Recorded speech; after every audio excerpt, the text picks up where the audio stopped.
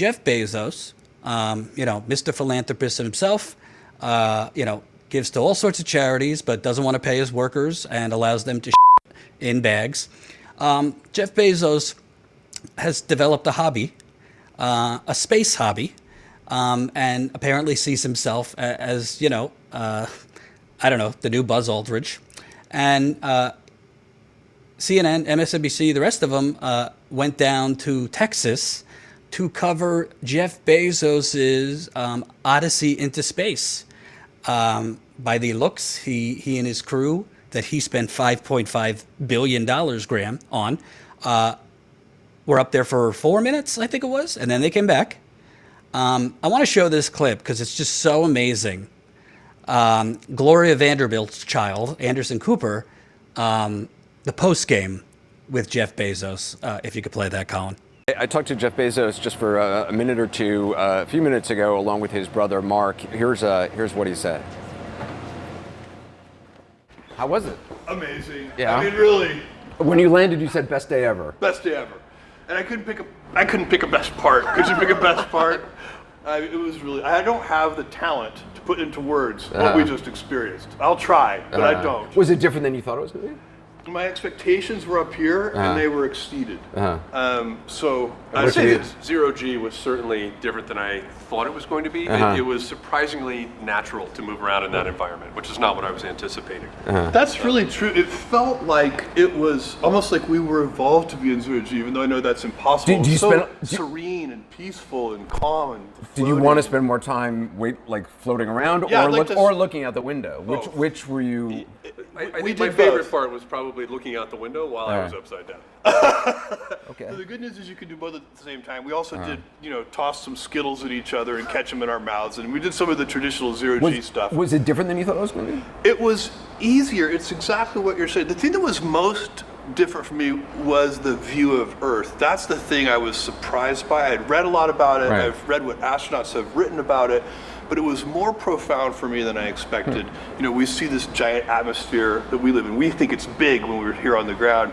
You get up there, and it's so tiny, Anderson. It's a small little thing, and it is fragile, and it gives you, it kind of drives home that point that we know theoretically that we have to be careful with the Earth's atmosphere, but it really makes it very powerful and real. Does this harden your commitment to space exploration? This is a huge part of my commitment to space exploration. So what we need to do is build a road to space so that future generations can take all heavy industry and polluting industry on Earth and move it up into space. Graham, I'm just going to say your thoughts. It's hard to know where to begin. I was watching the CBS version of hand jobs for Jeff Bezos this morning, and it was I don't know where to begin on how infuriating this is. First, there's the fact that the media doesn't ask any questions like, if you have all this money, $5.1 billion to fly into space, and you're charging rich jackasses whatever 20 million to get to for the tourism aspect, how come you can't pay your employees real wages? How come you, Jeff Bezos, one guy, could single-handedly end homelessness in America, but instead you're wasting all this money on this dick-shaped rocket that you're flying your bald head up? And by the way, take off that stupid cowboy hat. I would slap it off that guy's head. I think he's making a remake of Toy Story next. This is where maybe we need a little more bullying in society. That guy should be bullied just a little bit. And then, so there's that. This is the guy who spent $1.5 million to block a city council member getting elected, tried Kshama Sawant in Seattle. He just couldn't, he doesn't want, he's union busted. I mean, you've covered it. I've covered it. This guy is awful. So rather than giving Chris Smalls, hazard pay and protecting him, he fires Chris Smalls. He's targeted Chris Smalls. But just so these rich dicks can fly around the planet, literally a planet that's on fire. There was a dragon spewing flames in the Gulf of Mexico thanks to oil companies 2 weeks ago. The West Coast is record breaking. I mean, it's 120 degrees in Canada this shouldn't be happening. There was record-breaking temperatures in the UK, and then he tries to feed us this greenwashing nonsense of, oh, this is for helping the planet 20 years, 30 years from now. So then there's that. There's all of that awfulness. And then, I don't know, I'm old enough to know when astronauts, you actually had to earn it. And NASA sent the best and the brightest up in space for the betterment of the human race. And you couldn't just buy your way into space. Like the best Navy pilots had to go through all these rigorous tests. They had the smartest, the best people, right? That was the space program.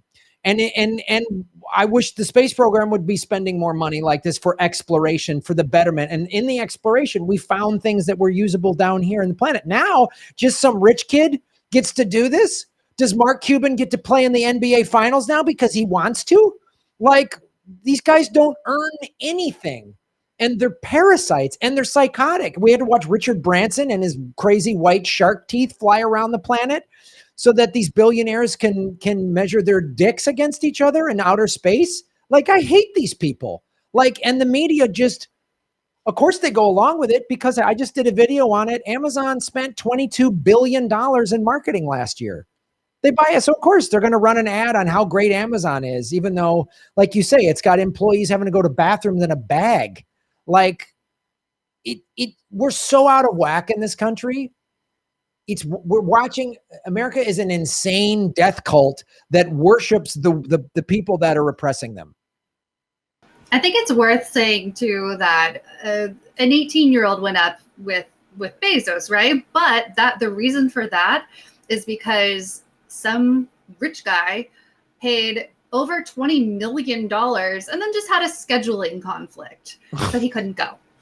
Just a scheduling conflict, $20 million out the window. No big deal. You're the one that told me Anderson Cooper is really CIA. Mm-hmm. And I got to tell you something. I mean, to be clear, don't mean anything nasty to you, Andy. But boy, I mean, his head was so far up. He was you basically. Watch your phrasing. He was basically touching Bezos's gallbladder in that interview. All right, we still went close to the. Excuse me.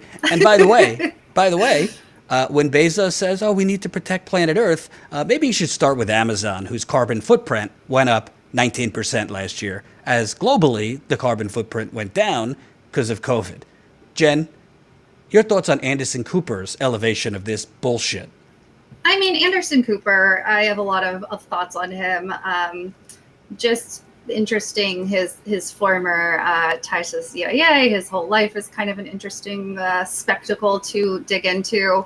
But of course Anderson was going to be there. Of course Anderson was going to be there to welcome Bezos off the plane. And he didn't even really have any interesting questions. He was just sort of like, hey, did you like space? So it didn't offer anything to the discourse. It offered nothing. Of course, there were no challenging questions. There was nothing except for, wow, we caught Skittles in our mouths. Like, that's the sort of answer that Bezos could safely give because he wasn't asked any questions at all.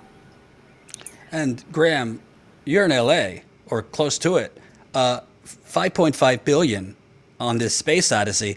I don't know. LA's homelessness exploded over the last year. I think it went up 20-30%. So maybe some of that money, if this wasn't the United Corporations of America, can go towards affordable housing in places like LA, San Francisco, Portland. And maybe, dare I say, that 5.5 billion could go for a universal health care program, which was about to pass in California, but your supermajority Democrats then sabotaged that. Yep, because they get a lot of money from the healthcare industry. I mean, this is so offensive. Los Angeles, for starters, and this is before the pandemic, had a really bad homeless problem. It has, as you said, gone up 20 to 30% since the pandemic. I mean, I saw it last March, April, when everything first got shut down. I just saw it in Santa Monica. I'm close to Venice Beach. And this street, Rose, off of Rose, just the population doubled just on that street. And it wasn't you saw people who were had furniture on the streets. They just moved out. They just had to move out of their place. And, we all talked about it in the indie media before the pandemic, that 60% of Americans couldn't afford a $500 to $1,000 emergency. Well, guess what? One happened. It was called COVID. And, it's made it so worse. And what's even more offensive in Los Angeles, and I know other cities are like this as well, but in LA, it's so egregious. You'll see these massive, either just constructed or under construction luxury apartments and condos. I mean, there's 1-bedroom apartments going for $4,000 and $5,000.